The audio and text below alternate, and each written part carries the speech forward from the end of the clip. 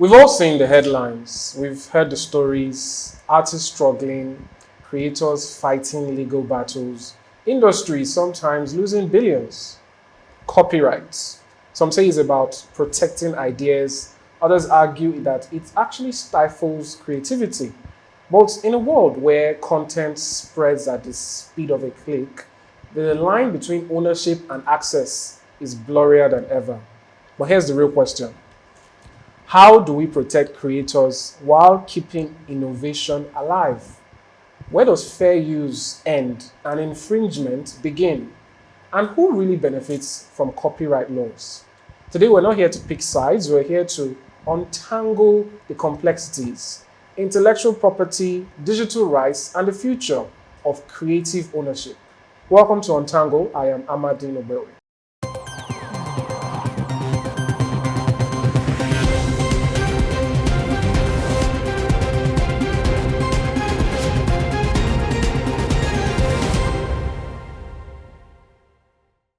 Welcome back. I've been joined now by a very esteemed expert to speak on the issue. He is a lawyer, particularly he is an intellectual property lawyer.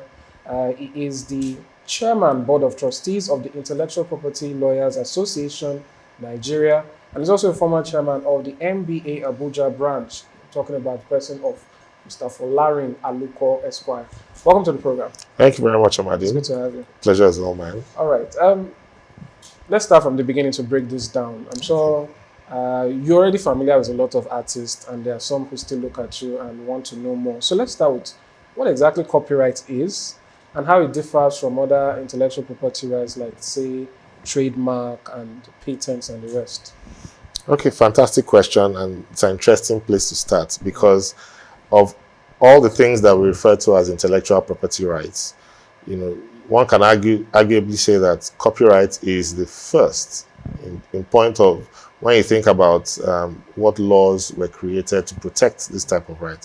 So in a nutshell, copyright is the right to copy, but you can expand it a little to mean the right to copy and use within a certain context. So for commercial purposes and for certain other purposes, but in a very to use that one line, in a one-line answer, it's the right to copy something. And just to do a little history, the idea for the creation of this right actually starts. You can date it back to the invention of the printing press. Now, why is this important? It's important because I think there are about 3 or 4 inventions that have redefined the course of human history. One is said to be the invention of the wheel. The wheel is central to almost every piece of major innovation that has taken us through the Industrial Revolution. And another is the printing press, the ability for the spoken and written word to get into the hands of everybody, for ideas to travel, across different geographical locations, and to get into the hands of the average person. Because before the printing press, people were writing, but you would have to hire slaves and sometimes monks and people who would transcribe, whatever it was you wanted to copy onto scrolls and things like that, But the invention of the printing press democratized knowledge, and so it came with this rush of information. And so the idea behind regulating how the printing press was used to print the works of authors or to protect the work of authors is how we got what we know as copyright today. And I would say that, coming down the line, I think the internet and technology, particularly if you're looking at Web 3.0 and AI, I think in terms of that, the impact of this technology, I think, is almost as great as the invention of the wheel and the printing press.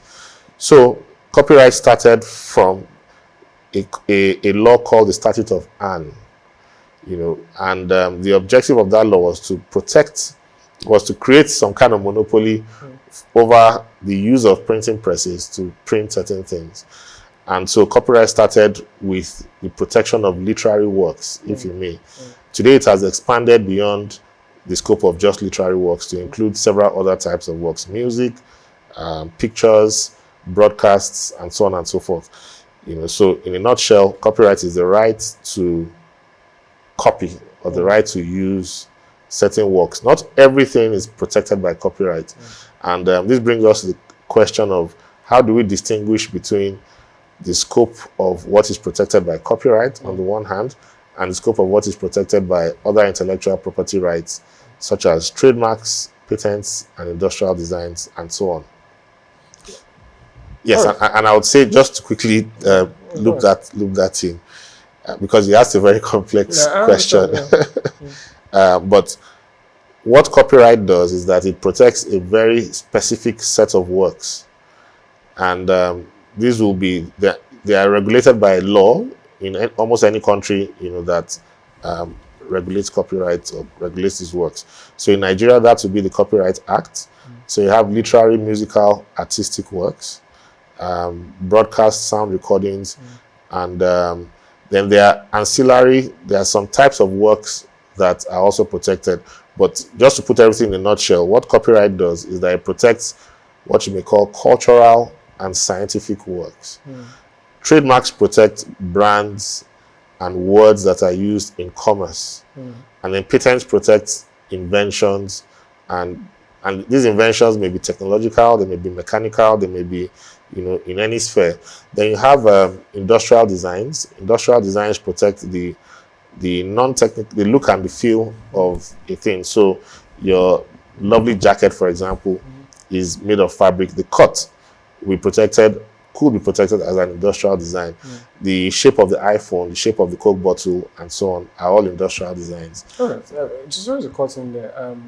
Before I start, bringing up some of the misconceptions, potentially, let's talk about the practical aspect of this. When we say copyright, is it that a person knows how to sing, so they sang a song and recorded it, and then they went somewhere and said, "This song is mine, I want a copyright for it"? Is that how that works, or is it because some persons might be of the assumption that even without going through any process, as long as they know they themselves and whoever they were with when they were creating whatever intellectual property they were, that obviously is mine, so why should anybody say it's theirs? I think that's the question now. Okay, so let me try and frame that into a question that may not be too lengthy to answer. There are different types of intellectual property rights, and so there's a distinction. I think the first misconception that we usually have is that in this part of the world, and in almost every part of the world, because it's not unique to Nigerians, but people mix up the intellectual property rights with the intellectual property. That is like mixing up a plot of land with a C of O. Your C of O is different from your plot of land, but when someone asks you, do you own land, what you look for, what you show as proof of ownership is your C of O. But you won't take the land with you, because you can't carry the land around with you. So in the same way too, intellectual property is anything that is the product of the expression of the mind. So once there is the elements of originality, for copyright, fixation, and then some effort that goes into creating that thing, that idea, or expressing that idea, the law recognizes it as property that belongs to the creator. Now, the question now is, and so what that means is that intellectual property falls into so many different types of categories. So there's no limit to the types of intellectual property that we have. But then there are different classes of intellectual property rights. And these rights protect different forms of intellectual property. So in the same way that as a human being, your right to life, which is guaranteed in Chapter 4 of the Constitution, protects your right to life, your life as a human being.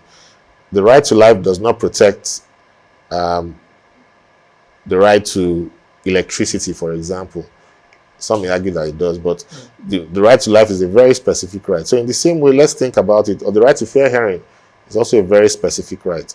So let's think about it, with regards to IP rights. So copyright is a very specific right that deals with specific subject matter. The same thing with trademarks, patents, and designs. Now, because copyright protects a very wide range of things, in fact, you could find in many cases, you made reference to someone singing a song. Yeah. Now, your song, you can sing a song and then you can write a song. So your song can be musical and it can be literary at the same time, the same song. So because you have the probability of, or the likelihood of proliferation, certain IP rights are not subject to what we call, they are agreements that they should not be subjected to registration formalities. So, for example, if you want to sue for the enforcement of a trademark, you must have registered that trademark. If you want to sue for the enforcement of a patent, you must have registered that patent. But with any of the works protected by copyright, once that work is created, it automatically enjoys copyright protection without any form of registration. Okay, yes. I think that's fair enough. So, although I should quickly mention, sorry to cut you short, that the new Copyright Act now creates an opportunity for people to register their copyright in Nigeria. So copyright registration is a thing today in Nigeria. It wasn't a thing 2 years ago. What about other countries? So that's a fantastic question. In Nigeria, registration of your work or the copyright in your work does not mean that it does not give it any extra special protection. It enjoys the same protection as though it were not registered. The only difference is that you can then tender that certificate as evidence in court or in any other forum where there's a dispute. In the United States, for example, they have a very similar but slightly different rule. So in the United States, you can register your trademark and your copyright, and you're encouraged to. But once there's infringement, the owner of copyright in a work cannot sue or pursue any relief unless that work has been registered. And you find similar provisions in some other countries. But the general rule is that in terms of, and this is a function of what we call the Berne Convention. The Berne Convention is an international treaty that many countries, including Nigeria, signed up to. So the Berne Convention says that copyright should be formality free, and the purpose is to encourage more people to create and to write and to do these things that we refer to as cultural or scientific works. All right. So we're almost out of time now for our first segment. So I want to just wonder a couple of questions. Okay. We can break them down in a few minutes. Okay. So one is about, there's this conception that if something is on the internet, it's free to use. So sometimes when artists make, they post their works, people feel that we can take that work and do whatever we like with it. After all, I posted it on a public platform. And then another thing is, do copyrights expire? Do you own your intellectual property to death, or is there a period of time where someone else can have access to that right?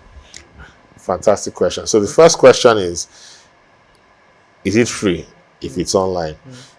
And I've been a netizen for a while, for several years now. And I think one of the biggest challenges that many lawyers and policymakers struggled with in Nigeria has been, how do you treat content that is in cyberspace? And we tend to look at cyberspace as somewhere, like deep space that is in this place where nobody controls, and everything is free for all. But the truth of the matter is that whatever you see on the internet or in cyberspace was created by someone. Now, I had mentioned earlier that AI is revolutionary in the sense that almost to the same degree as the printing press was revolutionary. So these days, sometimes what you may see on the internet may have been created by AI. But then there's the question about whether AI creates in the same way that humans create. But that's an ethical question. And that's not the focus of this conversation. But to cut the long story short, what copyright seeks to do is to ensure that everyone who creates something has the opportunity to reap the benefits of that thing, of that property. And so if someone creates something and places it online, then of course it belongs to that person and it is subject to whatever rules and regulations that govern the manner in which it was placed and the venue in which it was placed. So we find that there are different rules that govern different platforms. If you post something on Facebook, for example, I remember in the early 2010s when Facebook, was a little nascent, was fairly new, and people were warming up to Facebook. Facebook's terms and conditions did not give Facebook certain rights. But today, if you look at the terms and conditions, you find that anything you post on Facebook, Facebook has the right, the copyright, almost like a global copyright license over that content. So the rules of different platforms vary. So if someone creates something and posts it somewhere, then the person owns it. And so using it is not free to use. It's just like asking yourself, oh, I saw a car parked outside. I think I'll just jump in it. Yes, I'll take it for a spin since it's outside. But that's not how property works. All right, so we hold that thought for a moment. We'll go on a quick break now. When we return, we'll delve into more of what copyright really means, and for persons who have intellectual properties, you don't want to mix this. Don't go anywhere. We'll be right back.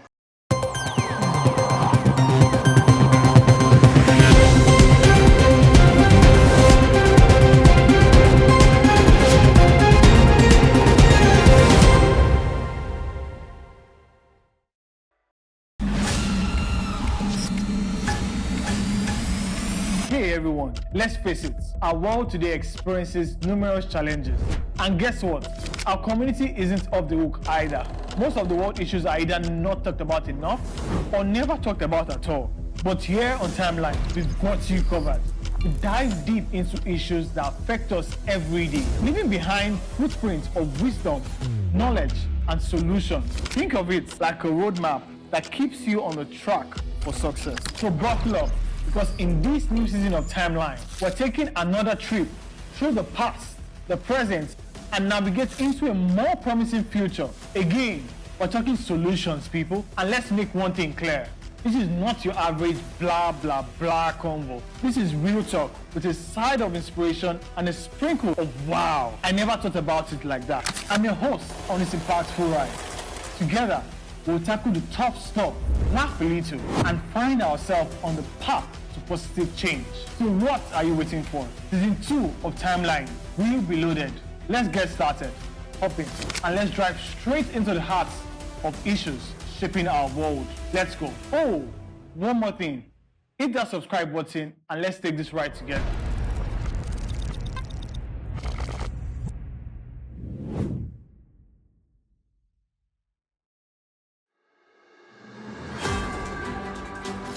Every day, amazing stories of hope and tenacity unfold across the globe.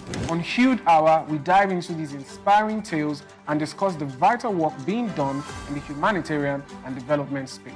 Humanity has never faced a shortage of challenges, yet we rise stronger through teamwork and determination.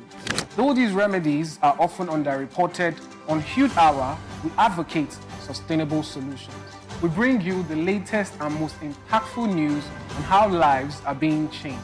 We engage with young change makers and experts who provide valuable insights into relief efforts and the challenges faced by local communities through a global perspective. Join us every Wednesday by 8 a.m. on Hued Network's YouTube channel as we embark on this journey of positive change.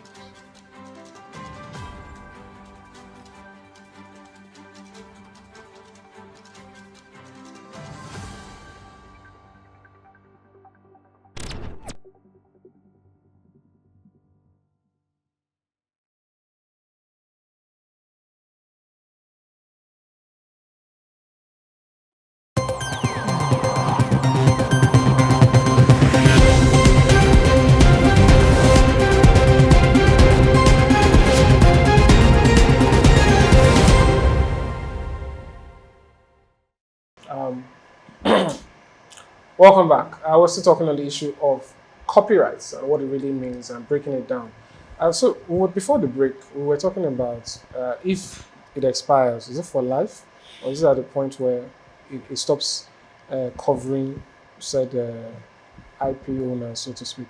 Okay, so different works are protected up to different terms. So when we talk about protection, protection involves a number of things. It involves you can describe protection as the right to control how your work is used, your property is used.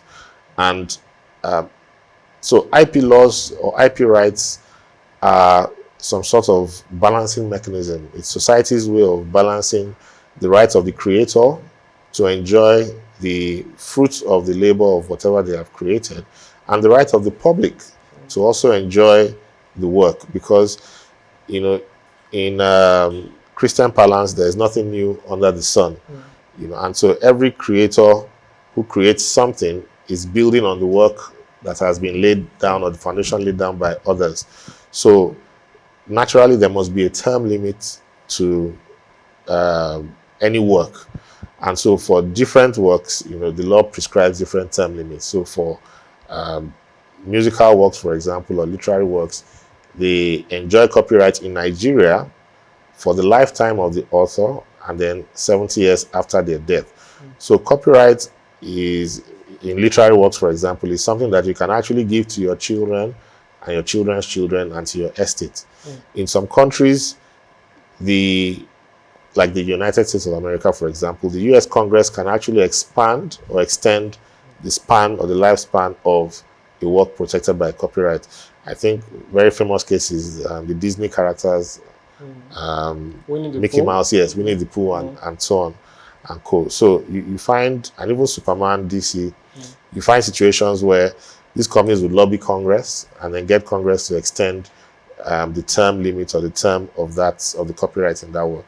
So when it leaves their ownership, what does that mean? It means any random person can do whatever they want with it. Oh yes, once the work leaves the control of the owner, then it now falls into what's called the public domain. And once a work is in the public domain, and there are quite a number of works that are in the public domain, they're free to use. I'll give you an interesting example. The Mona Lisa is one example. The Mona Lisa is perhaps the most popular photograph, or the most popular painting rather. Yeah. But interestingly, the Mona Lisa was painted before copyright was extended to paintings, artistic works, and pictures.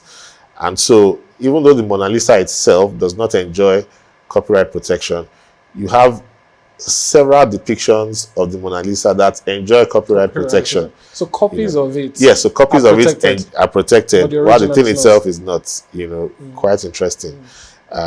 So you have that very interesting scenario where it is possible for for the copyright in a work to expire or to end. That work goes into the public domain, and that work can be the source of inspiration for creators many years after. And that it emphasizes the role of intellectual property law, which is to balance the rights of society to enjoy the work and the rights of the creator or the property owner to also reap some rewards from the exploitation of the work. You mentioned that it can be passed on to children and all. Yes. How long can that happen?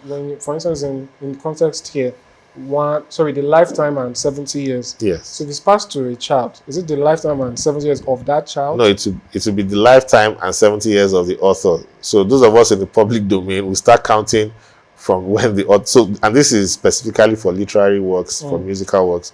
So sorry, when you say it passes to the child or to the yes.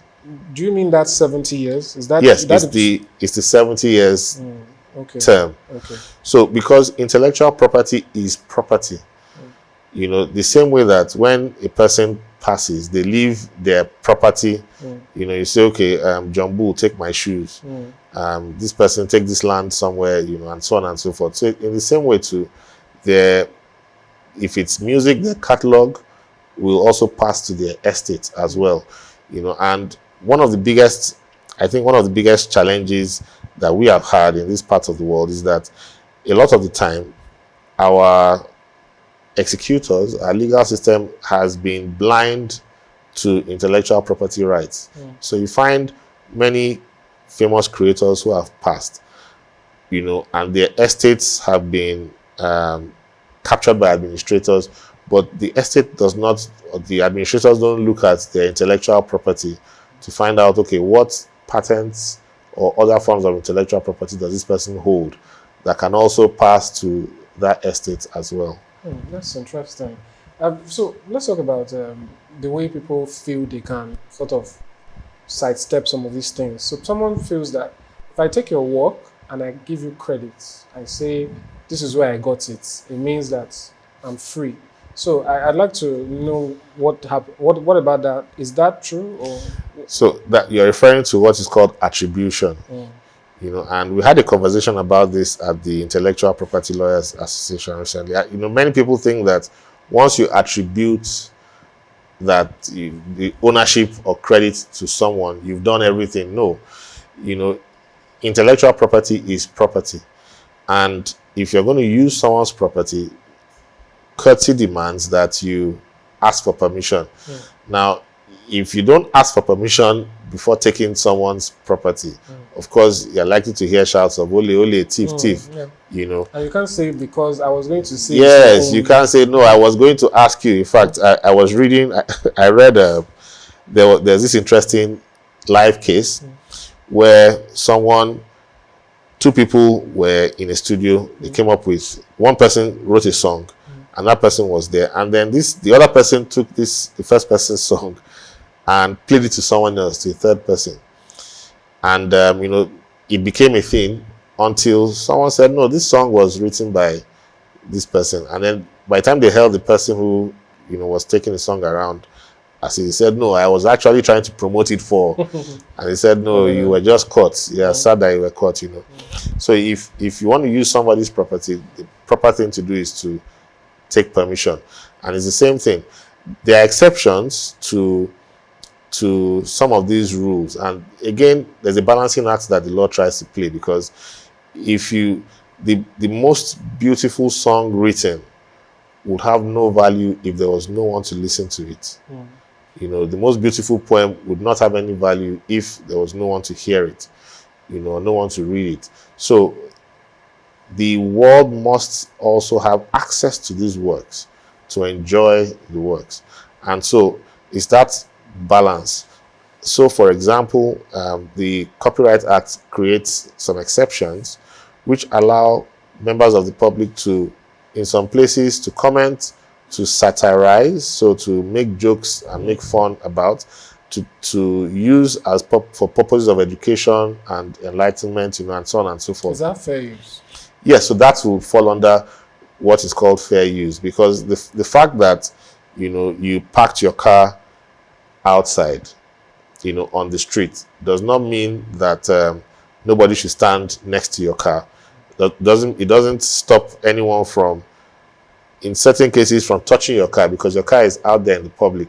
So even though you may have the fact that you have property that belongs to you, putting it out there in the public already implies that there are some levels of use that are acceptable, and so, or that are considered to be fair, and that is what would amount to fair use. That's fair enough. So let's talk about some specific issues, just a quick response to them.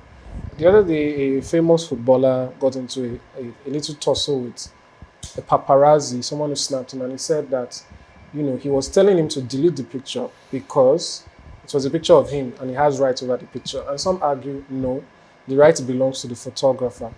And in other instances, we have where people feel as though they can use people's songs and say, you know what, I just used this portion. But let's start with the case of the footballer. How would you judge such a case, so to speak? Okay, fantastic. And sorry, pardon me. The second example I was going to give was, particularly for media houses, when they have to, make their programs and all of that. This question is for someone specific. They feel there's this worry that we could get sued if we use these pictures. We could get sued if we use these videos, without. But then some say, well, other media houses are doing it and they're not suing them. So those are the two issues I want you to quickly break down the conceptions around them. Okay, so with regards to the the celebrity, the footballer, and the paparazzi who took his photo. Now, there in society, there's a hierarchy of rules, there's a hierarchy of laws. Not all laws are, have the same effect. You have the constitution, then you have, laws made by the legislature, and then laws made by administrative bodies, and so on and so forth. Now, in the same way too, there is a hierarchy of rights, and there's a saying that we have in the legal community where you say your rights stop where your rights stop where mine starts. Yeah. So there's a hierarchy of rights. Now, what is at play there is a very interesting intersection between the ownership rights of intellectual property and privacy rights. So there's an intersection between privacy rights and intellectual property. The rights of the photographer who takes the photo, is how do we frame that now? The photographer who takes the photo owns that photo, or rather, he owns the copyright in that photo, because the photo is one thing, the copyright in the photo is another thing. So the photographer owns the copyright in that photo.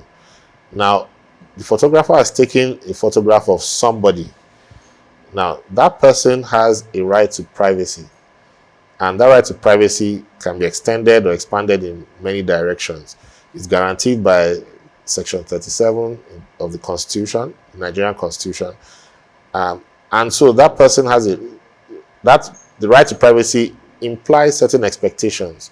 So the person, for example, would expect that their image, their likeness would not be used in certain contexts without their permission.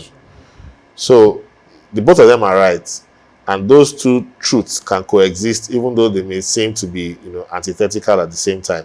So the photographer can own the photo, but there are limitations on how he can use it, because using it in certain ways will definitely infringe on Right to privacy. Yes, somebody else's right to privacy.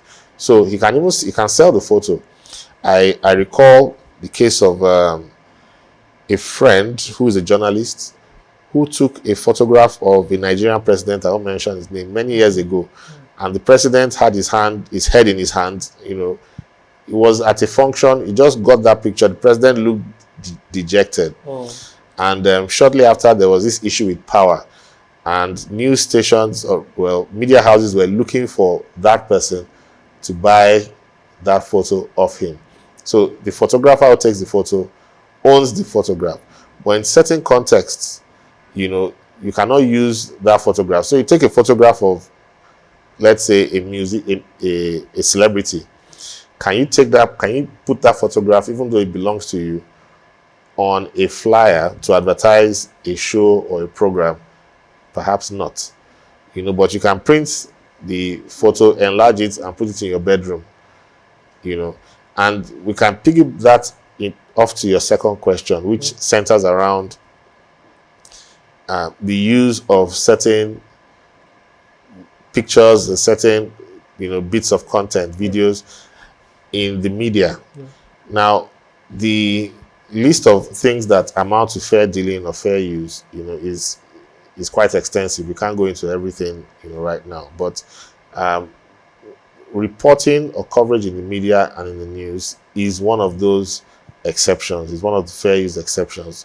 And it can be argued that if you take a piece of work for the purpose of reportage or for coverage or for public commentary, then it can be considered to be, there are still a few other parameters that one would look at.